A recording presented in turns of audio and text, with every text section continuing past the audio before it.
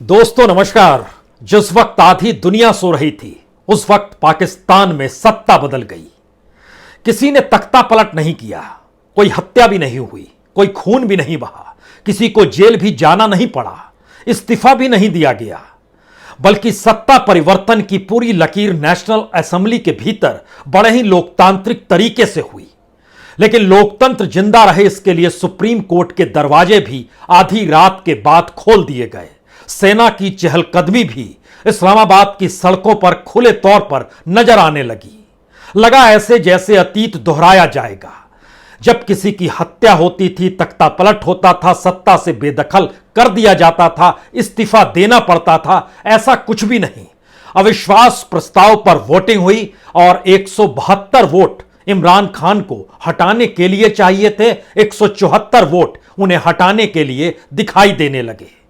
Assembly के भीतर 174 सदस्य एक तरफ खड़े थे, बाकी असेंबली में कोई नहीं था। लेकिन इस आधी रात के राजनीतिक घटनाक्रम ने शायद न सिर्फ भारत बल्कि अंतर्राष्ट्रीय तौर पर भी कई लकीरों को जन्म दे दिया है। क्या वाकई पाकिस्तान के भीतर जिस तरीके से इस सत्ता परिवर्तन में अमेरिका को कटघरे में खड़ा किया गया, तो क्या नई सत्ता अमेरिका परस्त होकर उभर कर सामने आएगी? क्या वाकई जिस तरीके की दलील इमरान खान भारत को लेकर देते रहे और भारत के लोकतंत्र की बड़ाई करते हुए भी कश्मीर और आरएसएस का जिक्र वह करने से नहीं चूके, तो क्या वह भविष्य की लकीर अपनी खींचना चाहते थे? क्योंकि उन्हें पता है कि 15 महीनों के बाद राजनीतिक तौर पर चुनाव की डुगडुगी पाकिस्तान में बजेगी ही। अक्टूबर 2023 में नई सरकार आएगी ही, यानी जो प्रधानमंत्री होंगे उनकी उम्र मौजूदा वक्त में सिर्फ 18 महीने। उसके बाद पाकिस्तान की आवाम को चुनना है और यही 18 महीने इमरान खान चाहते थे कि चुनाव की दिशा में ही चल पड़े। लेकिन संयोग ऐसा रहा कि 9 अप्रैल को बहस की शुरुआत हुई और 10 अप्रैल यानी आधी रात के बाद उसी दिन और उसी तारीख में सत्ता परिवर्तन हुआ, जिस दिन 1973 में 10 अप्रैल को पाकिस्तान के नए संविधान को अपनाया गया था। तो क्या वाकई पाकिस्तान जमहूरियत को लेकर, लोकतांत्रिक स्थितियों को लेकर बदल रहा है? क्या वाकई सेना की दखल राजनीतिक तौर पर इस वक्त कर पाने की स्थिति में इसलिए नहीं आ पाई कि पाकिस्तान के भीतर लोकतांत्रिक मूल्य जिंदा हैं? ये सारे सवाल हो सकते हैं, लेकिन जब आप इतिहास के पन्नों को पलटिएगा और मौजूदा वक्त से उसका आकलन कीजिएगा तो आज चंद पन्नों को खोलने की कोशिश भी कीजिए। इमरान खान के दौर में पाकिस्तान की आर्थिक माली हालत बदतर हुई है, यह सच है। महंगाई हद से ज्यादा बढ़ी है, यह भी सच है। करप्शन हद से ज्यादा बढ़ा, यह भी सच है। लेकिन इसका दूसरा सच यह भी है कि जो एकजुट हुए उन तमाम लोगों के खिलाफ करप्शन के चार्ज लगे हुए हैं। और जो प्रधानमंत्री अब पाकिस्तान के बनने जा रहे हैं, शहबाज शरीफ, नवाज शरीफ के भाई, उनके खिलाफ भी मनी लॉन्ड्रिंग का मामला हजारों करोड़ का है।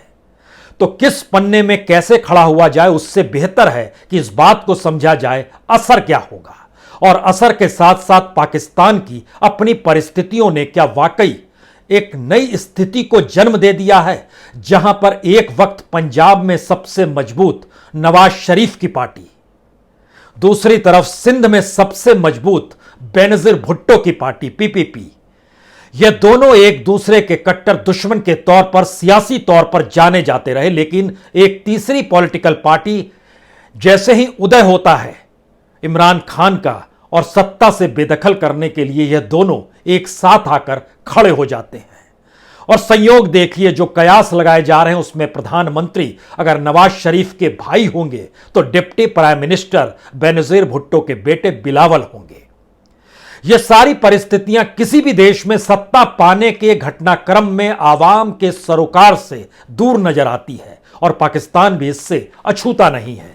इतिहास के पन्नों को पलटिएगा तो कोई भी ऐसा शख्स आपको नजर नहीं आएगा जिसने 5 बरस सत्ता में रहकर पूरे किए हों। पाकिस्तान का एक अपना इतिहास है।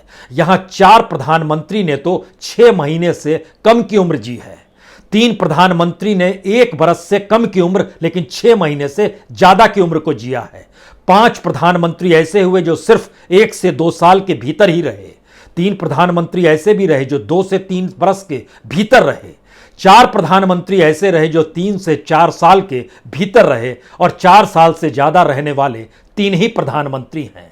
44 महीने की उम्र तो इमरान खान की भी रही।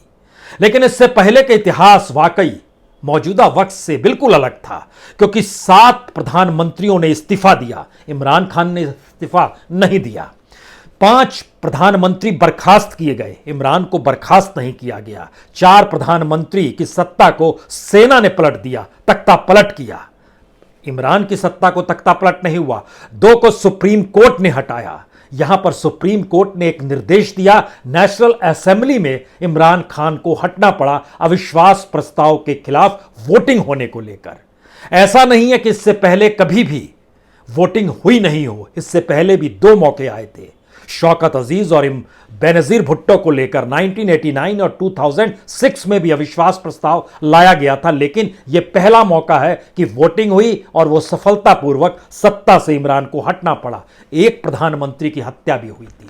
इन तमाम चीजों से हटकर, यानी कोई भी देश इस वक्त को पाकिस्तान को नहीं छोड़ सकता है, इस बात का जब जिक्र हुआ तो कई सवाल उठे, क्या वाकई पाकिस्तान की स्थिति पुरानी दिशा में लौटेगी या वो आगे देखने की स्थिति में आकर खड़ा हो गया है?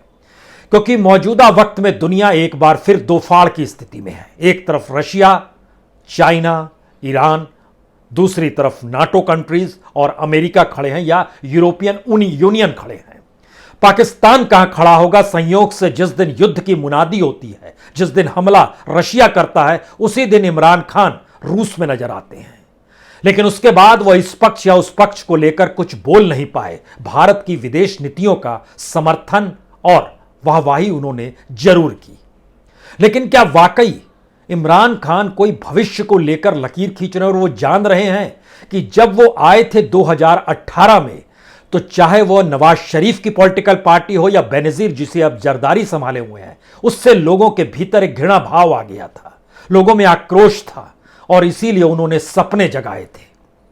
और वो खुद कहते थे 2015 में जब हम इंटरव्यू ले रहे थे इमरान खान का दिल्ली में, उस वक्त उन्होंने कहा था किसी भी प्रधानमंत्री का काम क्या होता है, वह अपनी आवाम में सपने जगाए, उम्मीद जगाए, भरोसा जगाए, आस जगाए। लेकिन ये सारी परिस्थितियां 5 बरस भी पूरा नहीं कर पाई और विपक्ष एकजुट होकर सुप्रीम कोर्ट की मोहर के साथ इमरान खान को हटाने की स्थिति में लाकर खड़ा कर गया। तो क्या वाकई इस दौर में बहुत सारी परिस्थितियां जिसे इमरान चाहते थे वह खत्म हो गई, या वो उस दिशा में जा नहीं पाए? ये सारे सवाल नहीं है, ये मौजूदा वक्त में पाकिस्तान का सच है। क्योंकि स्पीकर और डिप्टी स्पीकर जो वोटिंग नहीं करा पाए, अगर पाकिस्तान के कॉन्स्टिट्यूशन के आर्टिकल 6 को देखिएगा तो इन्हें जेल भी जाना पड़ सकता है, यानी 6 महीने इनकी जेल में भी वक्त गुजर सकता है, यह वहां का कानून कहता है। नवाज शरीफ और बेनजीर, उनके 2 निकल कर जो आए विरासत के तौर पर, उसमें एक शहबाज शरीफ है और दूसरे बिलावल हैं। दोनों एक साथ खड़े हैं अपनी सियासत साधने के लिए। इन दोनों ने जिसकी विरासत ली है वो दोनों एक दूसरे के खिलाफ खड़े होते थे। सवाल सबसे बड़ा यही है, क्या वाकई इस दौर में सेना और आईएसआई ने साथ इमरान का नहीं दिया, या पाकिस्तान के भीतर के राजनीतिक घटनाक्रम खुद ब खुद ऐसे बनते चले गए कि सेना और आईएसआई की जरूरत नहीं पड़ी? क्योंकि आधी रात के वक्त भी आईएसआई सक्रिय थी, यानी नदीम मंजूल साहब या फिर जनरल बाजवा साहब, जावेद बाजवा जो हैं वह भी सक्रिय थे। यहां पर एक चीज और समझनी होगी कि बाजवा साहब का जब कार्यकाल 2019 में पूरा हो रहा था, वो बढ़ाना चाहते थे, इमरान रोक रहे थे। यह समझना होगा जब आईएसआई चीफ की नियुक्ति का सवाल आया तो नदीम मंजूल साहब की नियुक्ति को लेकर इमरान टाल रहे थे। तो क्या यह भी एक स्थिति है? हो सकता है। लेकिन सवाल सबसे बड़ा यही है कि अब सत्ता का बंदरबाट अलग अलग पॉलिटिकल पार्टीज में होगा। जमायत उलेमा इस्लाम ने भी वोट इमरान के खिलाफ किया, तो मौलाना फजल रहमान को खैबर पख्तूनख्वा सीएम बनाया जा सकता है, इस बात के जिक्र हो चली है। अब यहां से सबसे बड़ा सवाल यह होता है कि क्या वाकई इमरान खान जिस राजनीति को पाकिस्तान में जीना चाहते थे उसकी उम्र खत्म हो गई, या पीटीआई दोबारा निकल कर आएगी? जिस समय पीटीआई बनी थी उस वक्त हम पाकिस्तान में इमरान खान से मिले थे, उस वक्त भी उनका इंटरव्यू किया था। हमारे साथ उस समय अशरफ वानी थे जो जम्मू कश्मीर में आज तक के कॉरेस्पॉन्डेंट हैं। हम लोग मिले थे, एक छोटे से कमरे में वो बैठे हुए थे। दूसरी मुलाकात दिल्ली आने पर 2015 में हुई। दोनों वक्त इंटरव्यू लिए गए। सपने उनकी आंखों में रेंगते थे, बिल्कुल ठीक उसी तरीके से जैसे 22 गज की पिच पर एक गेंद सिर्फ अपनी हथेलियों में दबाकर उन्होंने अंतर्राष्ट्रीय तौर पर न सिर्फ ख्याति प्राप्त की बल्कि पाकिस्तान को भी विश्व चैंपियन क्रिकेट में बना दिया। यह ताकत राजनीतिक तौर पर इमरान खान जीना चाहते थे राजनीति के मैदान में, लेकिन घर के भीतर ही करप्शन की आहट सुनाई देने लगी। उनकी तीसरी पत्नी को लेकर कई आरोप लगे, उनकी उस पत्नी की सहेली को लेकर कई आरोप लगे, ट्रांसफर पोस्टिंग के जरिए 6 अरब से ज्यादा की कमाई के भी आरोप लगे। इस दौर में कितनी की संपत्ति किस रूप में बढ़ गई यह भी आरोप लगे। इन सारे आरोपों के मद्देनजर क्या वाकई सपनों को जिया जा सकता है पाकिस्तान के भीतर? मुश्किल सवाल है। यह मुश्किल सवाल इसलिए है क्योंकि इस दौर में यह कहा गया कि जो नाकाबिल और अक्षम लोग हैं उनकी मौजूदगी सत्ता के इर्द गिर्द बहुत तेजी से हुई, जो खास तौर से अहंकार था एक लिहाज से, और अहंकार की परिस्थिति की हमें जनता ने चुना और आपको हराया है। इसमें किसी को साथ लेकर नहीं चलना है। इस परिस्थिति में एकदम पारदर्शिता थी, ट्रांसपेरेंसी थी, और जो अयोग्य नियुक्तियां हुई पैसों के बल पर वह भी खुले तौर पर खेला जा रहा था। लोगों ने याद भी दिलाया कि 2011 में जब मीनारे पाकिस्तान में जलसा आपने किया था, उस वक्त जो सपना आपकी आंखों में था वो सपना कहां धूमिल हो गया। ऐसा भी नहीं है कि कोई उम्मीद और उल्लास उनके जहन में इस रूप में रहा हो कि सत्ता पे पकड़ ना मजबूत की जाए। वो हमेशा सोचते रहे जो खारिज हो चुके हैं वह दोबारा एक साथ नहीं आएंगे और आपस के अंतर्विरोध इन्हें आपस में आने नहीं देंगे, लेकिन एक के बाद एक सबके खिलाफ जो करप्शन के चार्जेस लगे और अदालतों तक में गए उसने कई सवाल खड़े कर दिए। यहां तक कि अब जब शहबाज शरीफ है उनके खिलाफ 7,328 रुपए की मनी लॉन्ड्रिंग का मामला जो दस्तावेजों में दिखाया गया, बताया गया, यह चल रहा है। ऐसा भी नहीं है कि नवाज शरीफ के भाई शहबाज जो प्रधानमंत्री की रेस में सबसे आगे ही नहीं बल्कि एक लिहाज से कल उनकी नियुक्ति भी हो जाएगी और उनकी उम्र अक्टूबर 2023 तक की रहेगी। ये पंजाब के सबसे लंबे वक्त तक मुख्यमंत्री रहने वाले शख्स हैं। 1997 में पहली बार मुख्यमंत्री बने थे, उसके बाद दूसरी बार 2008 में बने, फिर 2013 में 3 बार बने हैं और 2018 के जनरल इलेक्शन में यह अपोजिशन के लीडर के तौर पर चुने गए। जब इमरान खान प्राइम मिनिस्टर बने तो एज ए अपोजिशन लीडर इन्हीं का नाम सबसे आगे रखा गया और संख्या के लिहाज से भी इनकी पॉलिटिकल पार्टी दूसरी पॉलिटिकल पार्टी की तुलना में ज़्यादा सदस्यों को नेशनल असेंबली में जीती है। यह तो एक सवाल है।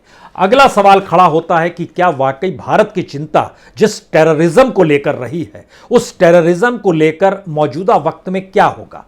ऐसा नहीं है कि टेररिज्म का विरोध पाकिस्तान के भीतर कोई भी राजनीतिक सत्ता करती ना हो, करती है, लेकिन वह उसे संघर्ष करने वालों के तौर पर बोलती है। और जब हमने इमरान खान से भी 2015 में यह सवाल पूछा था कि आप उस टेररिज्म पर लगाम लगा पाएंगे जो भारत जिसका जिक्र बार बार करता है, तो उनका कहना था जब आप लाइन ऑफ कंट्रोल के उस पार होते हैं तो आपका नजरिया कुछ और होता है इस तरफ के प्रति, और जब आप इस तरफ होते हैं तो उस दूसरी तरफ देखने के प्रति आपका रवैया कुछ और होता है। लेकिन कश्मीर पाकिस्तान के भीतर की वह दुखती रग है जिसका जिक्र हर पॉलिटिकल पार्टी, चाहे पीपीपी हो, चाहे नवाज शरीफ की पॉलिटिकल पार्टी हो, चाहे पीटीसी हो, अपने तौर पर कोई भी पॉलिटिकल पार्टी हो, वह भारत से इस रूप में टकराएगी ही। लेकिन नया स्वरूप इस पूरे इलाके में कौन सा बन रहा है? शायद यह एक नई स्थिति है। इमरान खान ये मानकर चल रहे हैं कि अगर इलेक्शन हो जाए तो जनता उन्हें दोबारा चुनेगी। इमरान खान ये मानकर चल रहे हैं कि जो नया वर्ल्ड ऑर्डर बन रहा है उसमें पाकिस्तान की पोजीशनिंग इस रूप में करनी होगी जहां पर पाकिस्तान को आर्थिक तौर पर लाभ मिल सके। इसीलिए उन्होंने एंटी अमेरिकन स्टैंड लिया, ये जानते समझते हुए कि कहीं भारत और पाकिस्तान के बीच की तालमेल की परिस्थिति भी अमेरिका और रशिया से जुड़ी हुई है क्या, यह भी सवाल आता है। चाइना से जुड़ी हुई है क्या, यह भी सवाल आता है। जिस वक्त भारत अमेरिका के सबसे करीब रहा, अगर इससे पहले के बाइडेन से पहले की काल को देखें तो उस वक्त चीन से पाकिस्तान सबसे करीब हो गया। रशिया एक तटस्थ की भूमिका में था, वह दोनों देशों के साथ मिलिट्री ट्रेनिंग भी करता था और आर्थिक तौर पर मदद भी देता था, हथियारों को भी बेचता था। लेकिन एक नई परिस्थिति बनी। उस नई परिस्थिति में अमेरिका के सामने चीन और रशिया और ईरान की तिकड़ी भी खड़ी है और यह भी समझ में आ रहा है कि रशिया के सामने आने वाले वक्त में कौन सी मुश्किल होगी, जो उनके साथ जो देश खड़े होंगे उनके ऊपर भी कई प्रतिबंध तो नहीं लगेगा। तो अगला सवाल यह है, क्या वाकई पाकिस्तान में सत्ता परिवर्तन, और पाकिस्तान की सेना को माना जाता है वो कॉम्पिटिवली अमेरिका के ज़्यादा परस्त होना चाहती है, क्योंकि लंबे वक्त तक जब अफगानिस्तान के भीतर में अमेरिका की सेना गई तो इतनी मदद आर्थिक तौर पर, और वह भी सेना की मदद अमेरिका ने की, जिसमें बिलियन डॉलर रुपए फूंक दिए गए, बिलियन डॉलर रुपए डाले गए, और उसको अगर पाकिस्तानी रुपए में कन्वर्ट कीजिएगा तो वो खरबों रुपए है। इतनी बड़ी तादाद में मदद दुनिया के किसी भी देश को अमेरिका परस्त होने के लिए जितनी पाकिस्तान को की गई उतनी इससे पहले कभी की नहीं गई होगी। तो क्या जो नई टीम अब सत्ता में आएगी पाकिस्तान के भीतर, वो अमेरिका परस्त होने की दिशा में बढ़ेगी, और वो चाहेगी कि इस पूरे इलाके में जब भारत एक ऐसी सिचुएशन में खुद को लाकर खड़ा कर चुका है जहां पर वो यूनाइटेड नेशन के भीतर में भी इस मैसेज को दे रहा है कि हम किसी भी पक्ष में नहीं हैं, हमारी अपनी पॉलिसी यही है कि हमारी विदेश नीति और हमारी कूटनीति जो है वो अंतर्राष्ट्रीय तौर पर हर देश को मान्यता देती है। हम युद्ध के खिलाफ हैं, लेकिन हम रशिया के खिलाफ नहीं, हम अमेरिका के खिलाफ नहीं है। और अमेरिका ने भी रशिया से भारत के जो तेल लेने का था इसका विरोध नहीं किया, कोई सैंक्शन भी नहीं लगाया। लेकिन क्या अमेरिका इस पूरे इलाके में एक ऐसा देश चाहता है जो उसकी परस्त नीतियों को अपना ले? तो क्या ऐसे में नया प्लेयर पाकिस्तान हो सकता है, क्योंकि वह सत्ता गई है जिसने अमेरिका को कटघरे में खड़ा किया गया। और कल ही अमेरिका के deputy state department spokesperson Jelena porter जब सामने आई तो उन्होंने बहुत खुले तौर पर कहा कि इमरान के आरोप बेबुनियाद ही नहीं, उसका कोई और छोर नहीं है। लेकिन फिर भी अंतर्राष्ट्रीय मंच पर आना, अमेरिका की सफाई देना अमेरिका की तरफ से, यह मैसेज है कि इमरान का जाना और उसके बाद की राजनीतिक सत्ता के आने में दोनों की नीतियां एक नहीं हो सकती है, वो अलग अलग दिशा में जाएगी।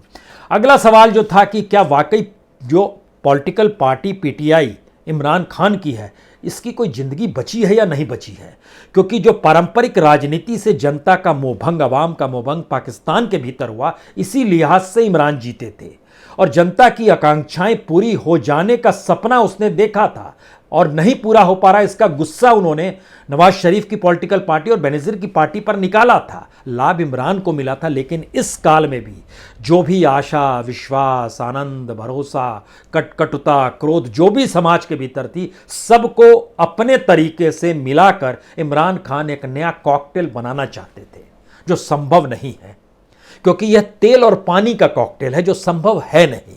उसी तरीके से जिस तरह आप टेररिज्म की जमीन को भी खड़ा करें और अंतर्राष्ट्रीय मंच पर पाकिस्तान की अपनी आर्थिक सामाजिक परिस्थितियों के हिमायती भी बन जाएं, दोनों साथ नहीं चल सकता है। वही कश्मीर को लेकर पॉलिसी हो या फिर रशिया के पुतिन से उनकी मुलाकात युद्ध के दिन ही होने की हो।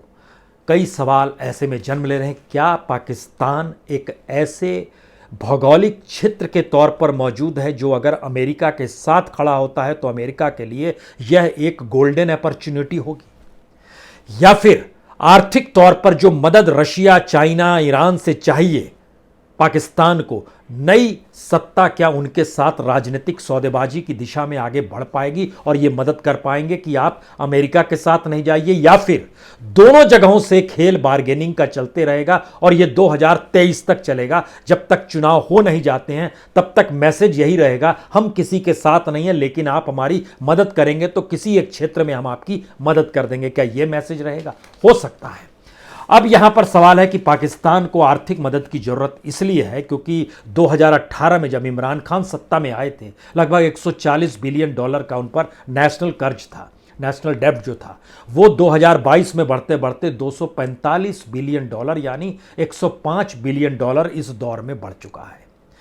महंगाई इस चरम पे है। डॉलर के मुकाबले जब इमरान खान आए थे उस समय 104 रुपया था डॉलर की कीमत, आज की तारीख में 186 रुपीज़ है, यानी वह परिस्थिति भी उनके हाथ से निकलती चली जा रही है। जिस करप्शन पर वो नकेल कसना चाहते थे उसमें जो डाटा आया, इमरान की तीसरी पत्नी की जो सहेली का जिक्र है फराह खान का, उनकी संपत्ति 23 करोड़ से बढ़कर इसी इमरान खान के कालखंड में लगभग 97 करोड़ तक पहुंच गई। यह एक संपत्ति बढ़ने का एक चिन्ह है। तीसरी पत्नी जो कोई बुशारा बीवी है, उनके कहा जाता है ट्रांसफ़र पोस्टिंग इतना किया कि लगभग 6 अरब से ज़्यादा की कमाई उन्होंने कर ली।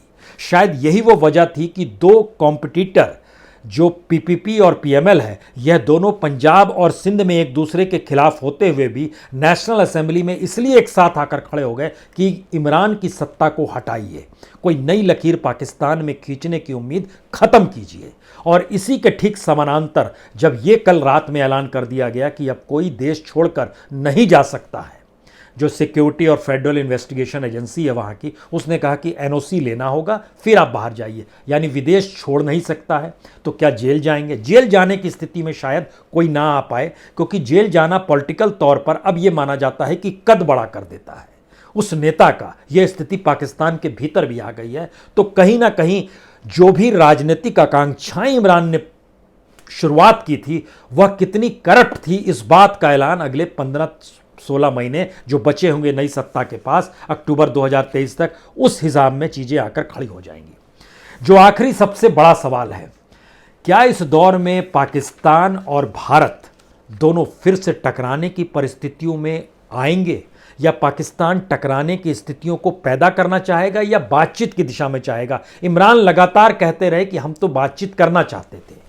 यह अलग मसला है कि भारत के भीतर की राजनीति इस बात की इजाजत नहीं देती थी कि पाकिस्तान से वो बातचीत करे, जिसका जिक्र इमरान ने अपने तौर पर कई जगहों पर किया।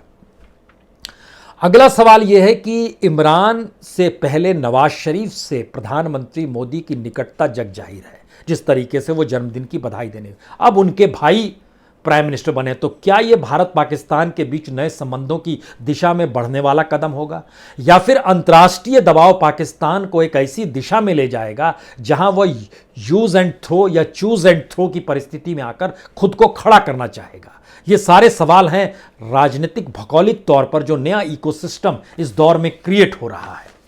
क्योंकि मौजूदा वक्त में अपने तौर पर ईरान ऐसा नहीं है, किसी वैसे पॉलिटिशियन की तरह नहीं रहे जहां वो सिर्फ ऐलान करते चले जाएं। याद कीजिए, हर प्रदेश में वो जाते थे वो भी ऐलान करते थे यहां पर इतने डेवलपमेंट प्रोजेक्ट लाए जाएंगे।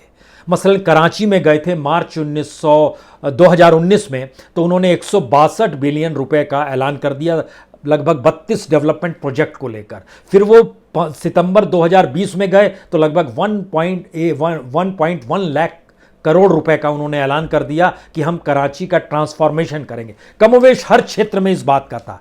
यानी एक पाकिस्तान के भीतर की पारंपरिक राजनीति, उसको अवाम ने हटाया और एक नई सोच की राजनीति को जगा दिया कि पाकिस्तान के भीतर में बदलाव आएगा। पुरानी पारंपरिक राजनीति ने खुद को एकजुट किया और इस नई राजनीति की फिलॉसफी को उखाड़ फेंका। अब सवाल यह है कि पाकिस्तान इन दोनों परिस्थितियों से गुजरते हुए अंतर्राष्ट्रीय तौर पर जो नई स्थितियां बननी शुरू हुई है, इसमें क्या ये वाकई अगले 18 महीनों के भीतर जो नई राजनीतिक सत्ता आ रही है वह भारत के साथ संबंधों को लेकर कोई नई नीतियों को अपनाएगी। अंतर्राष्ट्रीय तौर पर दो हिस्सों में बंटती दुनिया में वह किसी एक हिस्से में खड़ी होगी, या पाकिस्तान को आर्थिक मदद दिलाने के लिए वह दुनिया से बार्गेनिंग करेगी, सौदेबाजी करेगी। ये सारी बातें दूर की गोटी है। नेशनल असेंबली के भीतर की बहस और उसके बाहर आवाम के शोर को अगर और जर्नलिस्टों की आवाज को सुनिएगा तो दो ही मैसेज निकल कर आते हैं। पाकिस्तान के भीतर की राजनीतिक सत्ता बहुत करप्ट हो चली है, उसे सत्ता चाहिए और सत्ता में हेर फेर करके जो चीजें की गई कही गई। दूसरी स्थिति है करप्शन के साथ साथ राजनीतिक सत्ता को कैसे बरकरार रखना है। इसी दिशा में ज्यादा काम अब नेशनल असेंबली के चुने हुए नुमाइंदे करते हैं, और वह इस परिस्थिति को तौलते हैं कि सत्ता जानी नहीं चाहिए। लेकिन इमरान ने जो दांव खेला, उस दांव में भविष्य की राजनीति वह अपने अनुकूल बनाने की दिशा में ले जाना चाहते हैं, और मौजूदा वक्त की राजनीतिक सत्ता आने वाले चुनाव अपनी अगुवाई में कराए और सत्ता में दोबारा लौटे आए। इसीलिए वह इस सत्ता परिवर्तन को चाहती थी कि वो नेशनल असेंबली से निकले, यानी चुनाव में जाने से पहले उसकी अपनी सत्ता बन जाए। तो ये लड़ाई राजनीतिक सत्ता पाने की है। बहुत बहुत शुक्रिया, बहुत बहुत शुक्रिया।